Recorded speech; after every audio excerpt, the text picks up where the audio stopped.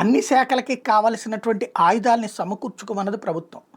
ఇతర దేశాల నుంచి కొనుక్కుని ఆర్డర్లు పెట్టి కోట్ల కొద్ది డాలర్లు వాళ్ళకి పోసి లక్షల కొద్ది లక్షల కోట్ల డాలర్లు పోసి తీరా చూస్తే వాళ్ళు పంపించడానికి అదుగో ఇదిగో అని చెప్పి ఏళ్ల తరబడి చేయడం ద్వారా మనకి ఇక్కడ సైన్యానికి కావాల్సినటువంటి ప్రాథమికమైనటువంటి ఆయుధాలు కూడా లేనటువంటి నేపథ్యంలో ఇప్పుడు వాళ్ళ దగ్గర నుంచి అమ్మే వాళ్ళ దగ్గర తీసుకుంటాం, మన దగ్గర స్వదేశీ తయారు చేసుకుంటాం. అందులో భాగంగా make in India, made in India అంటే మన దేశంలోనే మన డిఆర్డిఓ పరిశోధించి కనిపెట్టి తయారు చేసే ఆయుధాలు ఇక్కడ ఉన్నటువంటి ప్రైవేట్ సంస్థలతో ఇతర దేశాలకు సంబంధించినటువంటి సంస్థలతో టైఅప్ అయ్యి ఇక్కడ ఉన్నటువంటి సంస్థలు కలిపి చేసే ఆయుధాలు ఇట్లాంటివి ముందుకెళ్తున్నాయి. ఎయిర్ ఫోర్స్ గురించి చెప్పుకున్నాం, ఆర్మీ గురించి చెప్పుకున్నాం. ఇప్పుడు నేవీకి సంబంధించి భారతదేశం ప్లాన్ చేసుకుంటుంది 200 యుద్ధ నౌకలు, అలాగే సబ్మెరైన్స్ కొన్ని కొనాలనుకుంటున్నారు. టోటల్గా కొనటం కాదు, తయారు చేయాలనుకుంటున్నారు. భారతదేశంలో తయారీకి లెక్కేశారు. 2035 లోపు ఇన్ని ఉండాలన్నటువంటిది నేవీ ప్రభుత్వాన్ని అడిగింది.